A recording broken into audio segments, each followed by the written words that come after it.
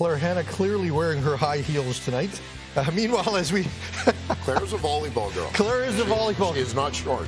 Sean Burke's thinking we should draft her. We need a tall receiver. Meanwhile, Daniel Perry, as we mentioned, as we go through the fifth round of the draft right now, the names we haven't mentioned yet, Shedler Furvius,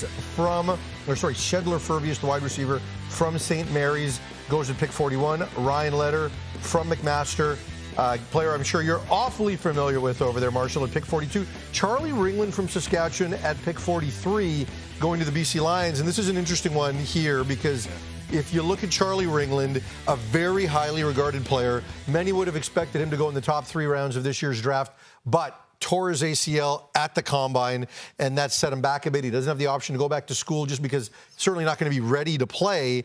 But if you're the Lions, probably not a lot of downside in taking a player like this with a tremendous amount of upside. Yeah, Ryan Leader, I'll just mention quickly, no nonsense, like extremely well-coached tactician, I think, and he's not the most athletic guy on the planet, but he's going to have the ability to grow into a role, I think, in the Canadian Football League.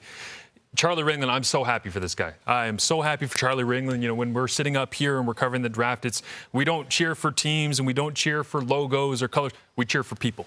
And Charlie Ringland is really, really easy to cheer for. So for the BC Lions to get him at this value, I understand the injury. I know it was devastating. The entire combine went absolutely quiet when he had that injury because everybody just felt the worst about it. I spoke to him the next day as he was getting ready to go back and get his testing done to see whether or not it was confirmed as an ACL tear.